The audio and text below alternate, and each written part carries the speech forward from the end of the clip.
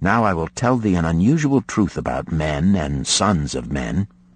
It is this, that what each of us calls our necessary expenses will always grow to equal our incomes unless we protest to the contrary. Confuse not the necessary expenses with thy desires. Each of you, together with your good families, have more desires than your earnings can gratify. Therefore are thy earnings spent to gratify these desires in so far as they will go. Still thou retainest many ungratified desires. All men are burdened with more desires than they can gratify. Because of my wealth, thinkest thou I may gratify every desire? 'Tis a false idea. There are limits to my time. There are limits to my strength. There are limits to the distance I may travel. There are limits to what I may eat. There are limits to the zest with which I may enjoy. I say to you that just as weeds grow in a field wherever the farmer leaves space for their roots, even so freely do desires grow in men whenever there is a possibility of their being gratified. Thy desires are a multitude, and those that thou mayest gratify are but few. Study thoughtfully thy accustomed habits of living. Herein may be most often found certain accepted expenses that may wisely be reduced or eliminated.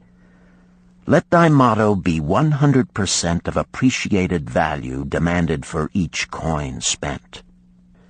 Therefore, engrave upon the clay each thing for which thou desireth to spend. Select those that are necessary and others that are possible through the expenditure of 9/10 of thy income.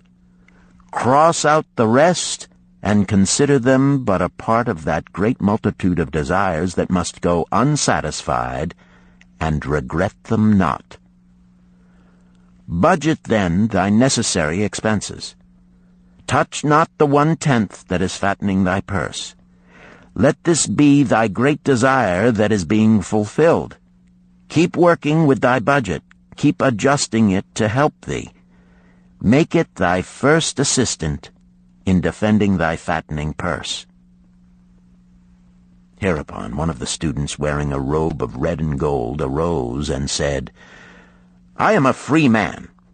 I believe that it is my right to enjoy the good things of life. Therefore do I rebel against the slavery of a budget which determines just how much I may spend and for what. I feel it would take much pleasure from my life and make me little more than a pack-ass to carry a burden. To him Arcad replied, Who, my friend, would determine thy budget? I would make it for myself, responded the protesting one. In that case, were a pack-ass to budget his burden, would he include therein jewels and rugs and heavy bars of gold? Not so. He would include hay and grain and a bag of water for the desert trail. The purpose of a budget is to help thy purse to fatten. It is to assist thee to have thy necessities and, insofar as attainable, thy other desires. It is to enable thee to realize thy most cherished desires by defending them from thy casual wishes. Like a bright light in a dark cave, thy budget shows up the leaks from thy purse and enables thee to stop them and control thy expenditures for definite and gratifying purposes. This, then, is the second cure for a lean purse. Budget thy expenses, that thou mayest have coins to pay for thy necessities, to pay for thy enjoyments, and to gratify thy worthwhile desires without spending more than 9/10 of thy earnings. The third cure. Make thy gold multiply. Behold, thy lean purse is fattening. Thou hast disciplined thyself to leave therein 1/10 of all thou earnest, Thou hast controlled thy expenditures to protect thy growing treasure. Next, we will consider means to put thy treasure to labor and to increase. Gold in a purse is gratifying to own, and satisfieth a miserly soul, but earns nothing. The gold we may retain from our earnings is but the start. The earnings it will make shall build our fortunes. So spoke Arcad upon the third day to his class. How therefore may we put our gold to work? My first investment was unfortunate, for I lost all. Its tale I will relate later. My first profitable investment was a loan I made to a man named Agar, a shield maker. Once each year did he buy large shipments of bronze brought from across the sea to use in his trade. Lacking sufficient capital to pay the merchants, he would borrow from those who had extra coins. He was an honorable man. His borrowing he would repay, together with a liberal rental as he sold his shields.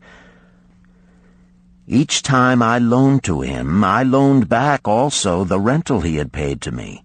Therefore not only did my capital increase, but its earnings likewise increased. Most gratifying was it to have these sums returned to my purse. I tell you, my students, a man's wealth is not in the coins he carries in his purse. It is the income he buildeth, the golden stream that continually floweth into his purse and keepeth it always bulging. That is what every man desireth. That is what thou, each one of thee, desireth. An income that continueth to come whether thou work or travel. Great income I have acquired, so great that I am called a very rich man. My loans to Agar were my first training in profitable investment.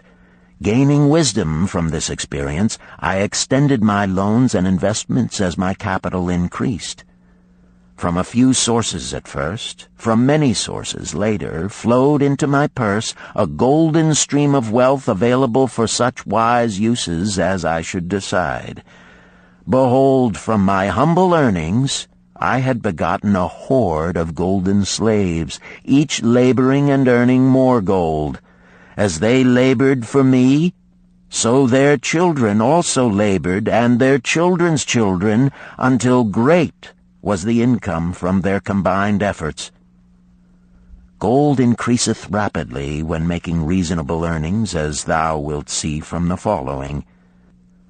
A farmer, when his first son was born, took 10 pieces of silver to a moneylender and asked him to keep it on rental for his son until he became 20 years of age. This the moneylender did, and agreed the rental should be 1/4 of its value each 4 years. The farmer asked, because this sum he had set aside as belonging to his son, that the rental be added to the principal. When the boy had reached the age of 20 years, the farmer again went to the moneylender to inquire about the silver. The moneylender explained that because this sum had been increased by compound interest, the original 10 pieces of silver had now grown to 30 1/2 pieces. The farmer was well pleased, and because the son did not need the coins, he left them with the moneylender. When the son became 50 years of age, the father meantime having passed to the other world, the moneylender paid the son in settlement 167 pieces of silver. Thus, in 50 years, had the investment multiplied itself at rental almost 17 times. This, then, is the third cure for a lean purse. To put each coin to laboring, that it may reproduce its kind, even as the flocks of the field, and help bring to thee income, a stream of wealth that shall flow constantly into thy purse. The fourth cure. Guard thy treasures from loss. Misfortune loves a shining mark. Gold in a man's purse must be guarded with firmness, else it be lost. Thus it is wise that we must first secure small amounts and learn to protect them before the gods entrust us with larger. So spoke Arcad upon the 4th day to his class. Every owner of gold is tempted by opportunities whereby it would seem that he could make large sums by its investment in most plausible projects. Often friends and relatives are eagerly entering such investment and urge him to follow.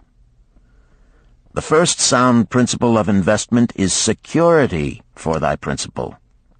Is it wise to be intrigued by larger earnings when thy principal may be lost? I say not. The penalty of risk is probable loss. Study carefully, before parting with thy treasure, each assurance that it may be safely reclaimed. Be not misled by thine own romantic desires to make wealth rapidly. Before thou loan it to any man, assure thyself of his ability to repay and his reputation for doing so, that thou mayest not unwittingly be making him a present of thy hard-earned treasure. Before thou entrust it as an investment in any field, acquaint thyself with the dangers which may beset it. My own first investment was a tragedy to me at the time. The guarded savings of a year I did entrust to a brickmaker named Asmer, who was traveling over the far seas and in Tyre agreed to buy for me the rare jewels of the Phoenicians. These we would sell upon his return and divide the profits. The Phoenicians were scoundrels and sold him bits of glass. My treasure was lost. Today, my training would show to me at once the folly of entrusting a brickmaker to buy jewels. Therefore do I advise thee from the wisdom of my experiences, be not too confident of thine own wisdom in entrusting thy treasures to the possible pitfalls of investments. Better by far to consult the wisdom of those experienced in handling money for profit. Such advice is freely given for the asking, and may readily possess a value equal in gold to the sum thou considerest investing. In truth, such is its actual value if it save thee from loss. This, then, is the 4th cure for a lean purse, and of great importance if it prevent thy purse from being emptied once it has become well filled. Guard thy treasure from loss by investing only where thy principal is safe, where it may be reclaimed if desirable, and where thou wilt not fail to collect a fair rental. Consult with wise men. Secure the advice of those experienced in the profitable handling of gold. Let their wisdom protect thy treasure from unsafe investments. This ends Disc 1. The Richest Man in Babylon, Disc 2. The 5th cure. Make of thy dwelling a profitable investment. If a man setteth aside 9 parts of his earnings upon which to live and enjoy life, and if any part of this 9 parts he can turn into a profitable investment without detriment to his well-being, then so much faster will his treasures grow.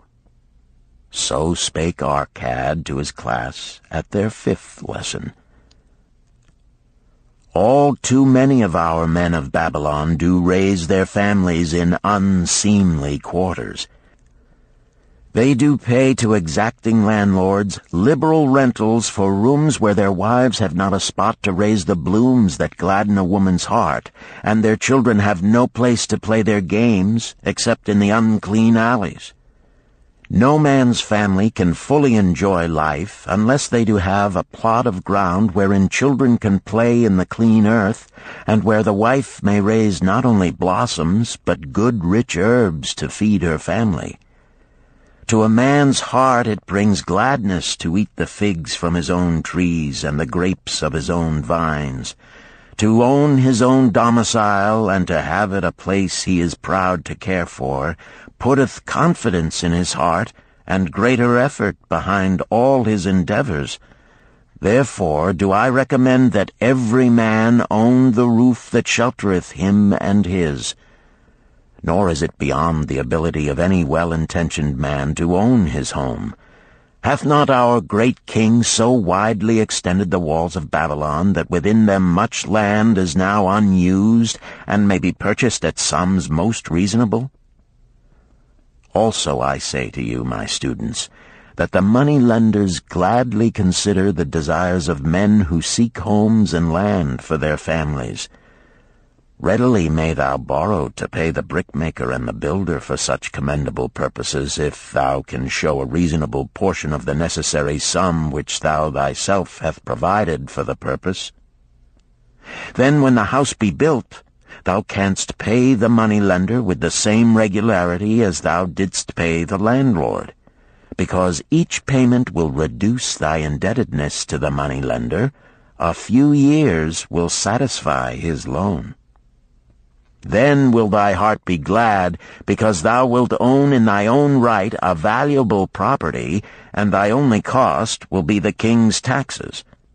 Also wilt thy good wife go more often to the river to wash thy robes, that each time returning she may bring a goatskin of water to pour upon the growing things. Thus come many blessings to the man who owneth his own house, and greatly will it reduce his cost of living, making available more of his earnings for pleasures and the gratification of his desires. This, then, is the fifth cure for a lean purse. Own thy own home. The sixth cure. Ensure a future income. The life of every man proceedeth from his childhood to his old age. This is the path of life, and no man may deviate from it, unless the gods call him prematurely to the world beyond. Therefore do I say that it behooves a man to make preparation for a suitable income in the days to come, when he is no longer young, and to make preparations for his family, should he be no longer with them to comfort and support them. This lesson shall instruct thee in providing a full purse when time has made thee less able to earn. So Arcad addressed his class upon the sixth day. The man who, because of his understanding of the laws of wealth, acquireth a growing surplus, should give thought to those future days. He should plan certain investments or provisions that may endure safely for many years, yet will be available when the time arrives which he has so wisely anticipated.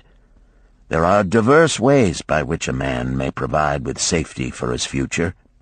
He may provide a hiding place and there bury a secret treasure. Yet no matter with what skill it be hidden, it may nevertheless become the loot of thieves. For this reason I recommend not this plan. A man may buy houses or lands for this purpose. If wisely chosen as to their usefulness and value in the future, they are permanent in their value and their earnings, or their sale will provide well for his purpose. A man may loan a small sum to the moneylender and increase it at regular periods. The rental which the moneylender adds to this will largely add to its increase.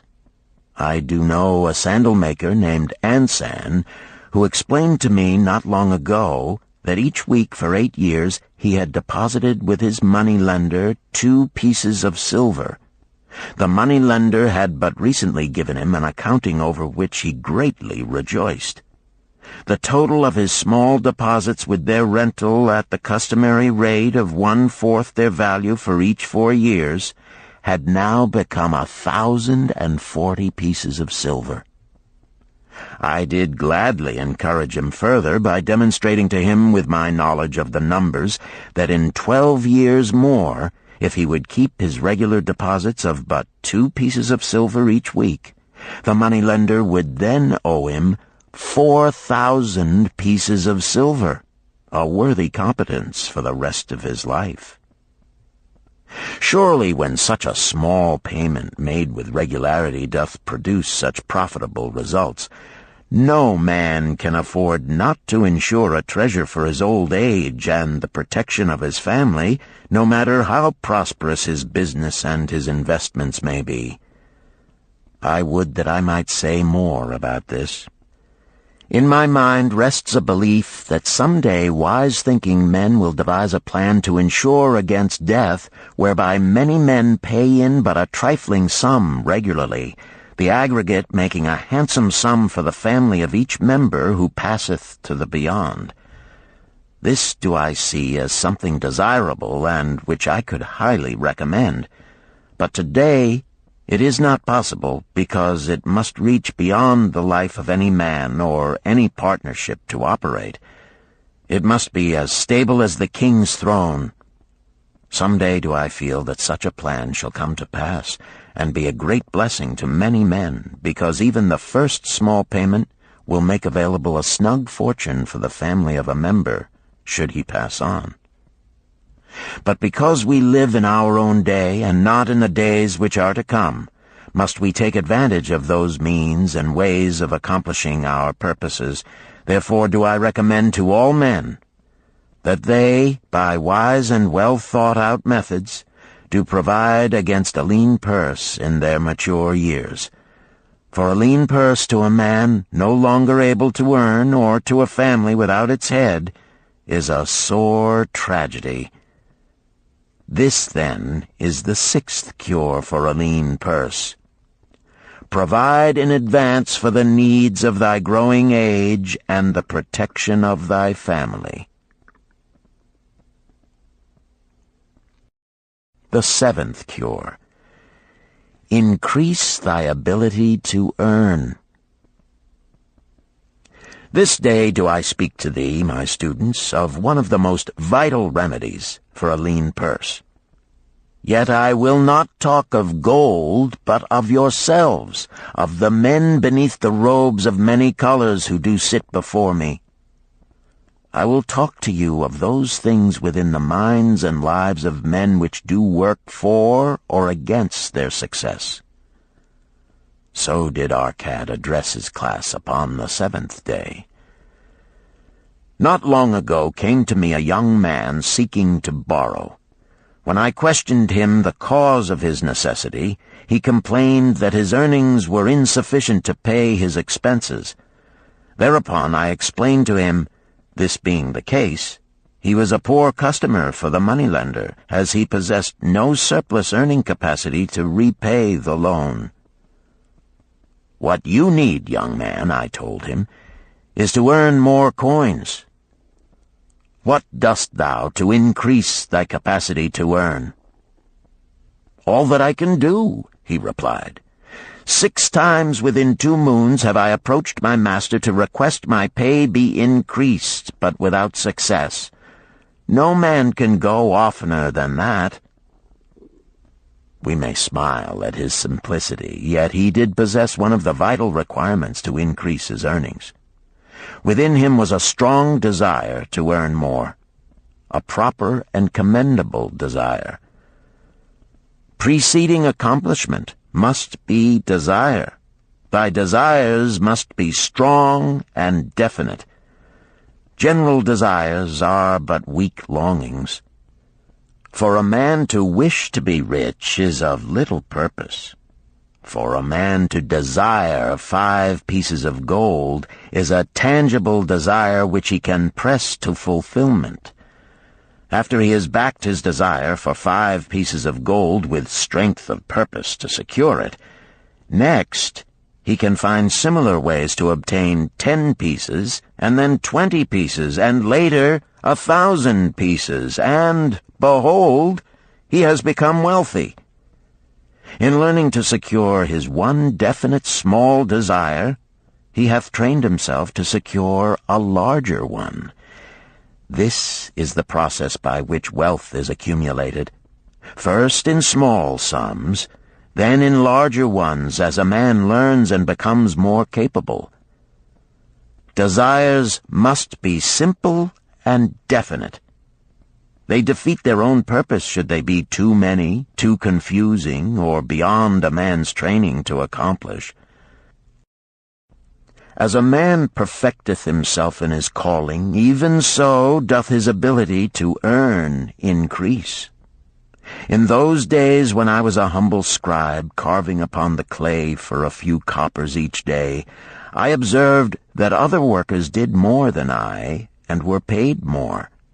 Therefore did I determine that I would be exceeded by none. Nor did it take long for me to discover the reason for their greater success. More interest in my work, more concentration upon my task, more persistence in my effort, and, behold, few men could carve more tablets in a day than I. With reasonable promptness my increased skill was rewarded, nor was it necessary for me to go 6 times to my master to request recognition. The more of wisdom we know, the more we may earn. That man who seeks to learn more of his craft shall be richly rewarded. If he is an artisan, he may seek to learn the methods and the tools of those most skillful in the same line. If he laboreth at the law or at healing, he may consult and exchange knowledge with others of his calling. If he be a merchant, he may continually seek better goods that can be purchased at lower prices. Always do the affairs of men change and improve, because keen-minded men seek greater skill that they may better serve those upon whose patronage they depend. Therefore, I urge all men to be in the front rank of progress and not to stand still, lest they be left behind. Many things come to make a man's life rich with gainful experiences. Such things as the following a man must do if he respects himself. He must pay his debts with all the promptness within his power, not purchasing that for which he is unable to pay. He must take care of his family that they may think and speak well of him. He must make a will of record that, in case the gods call him, proper and honorable division of his property be accomplished. He must have compassion upon those who are injured and smitten by misfortune, and aid them within reasonable limits. He must do deeds of thoughtfulness to those dear to him. Thus, the 7th and last remedy for a lean purse is to cultivate thy own powers, to study and become wiser, to become more skillful, to so act as to respect thyself. Thereby shalt thou acquire confidence in thyself to achieve thy carefully considered desires. These, then, are the 7 cures for a lean purse, which, out of the experience of a long and successful life, I do urge for all men who desire wealth. There is more gold in Babylon, my students, than thou dreamest of. There is abundance for all. Go thou forth and practice these truths, that thou mayest prosper and grow wealthy, as is thy right. Go thou forth and teach these truths, that every honorable subject of his majesty may also share liberally in the ample wealth of our beloved city. Chapter 4. Meet the Goddess of Good Luck. Babylonian Proverb. If a man be lucky, there is no foretelling the possible extent of his good fortune. Pitch him into the Euphrates, and, like as not, he will swim out with a pearl in his hand. The desire to be lucky is universal. It was just as strong in the breasts of men 4,000 years ago in ancient Babylon as it is in the hearts of men today. We all hope to be favored by the whimsical goddess of good luck. Is there some way we can meet her and attract not only her favorable attention, but her generous favors? Is there a way to attract good luck? That is just what the men of ancient Babylon wished to know. It is exactly what they decided to find out. They were shrewd men and keen thinkers. That explains why their city became the richest and most powerful city of their time.